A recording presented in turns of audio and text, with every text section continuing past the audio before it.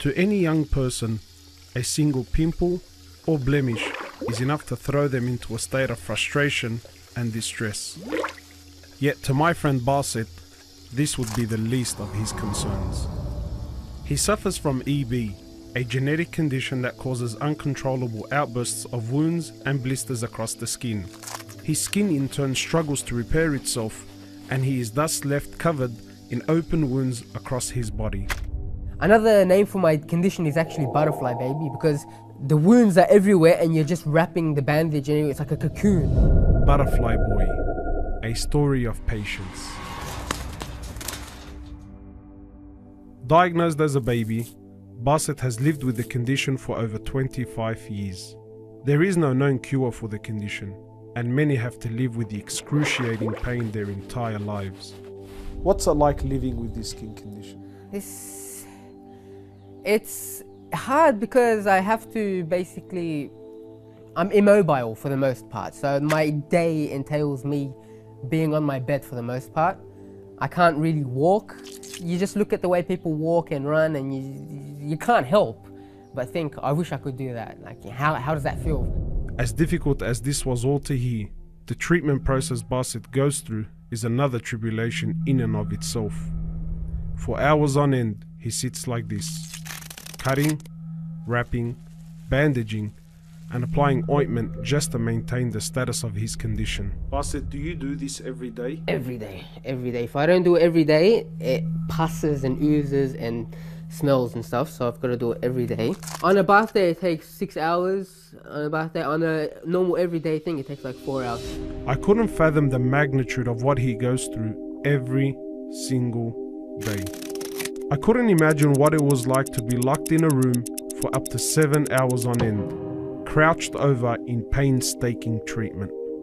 It kind of reminded me of the story of Ayub, the great prophet of Allah, who was also afflicted with an agonizing skin condition that left him bedridden and outcasted from society. Yet despite it all, his heart was able to remain firm, a challenge that Basit finds himself facing every single day.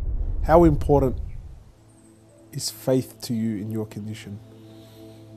I think without faith, if I'm brutally honest, what is my life without faith? I would have considered suicide a long time ago, because I don't know. For me personally, I'm speaking to myself. It's just going through all of this pain, the day by day, going through these hours of just hardship and pain and suffering, and seeing others like suffer because of you as well, to a certain extent. And what's the point? If there's no faith, what's the point? If at the end there's nothing there, what's the point? Islam gives meaning and purpose to his suffering like nothing else could.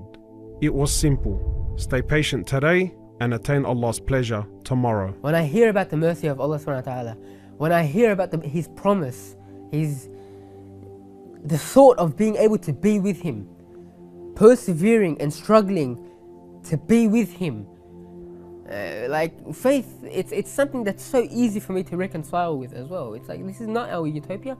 Persevere, have some sabr, and inshallah, in the day of judgment, inshallah, we'll see the fruits of our labor. This gives me purpose. The perseverance Basit shows is nothing short of inspiring.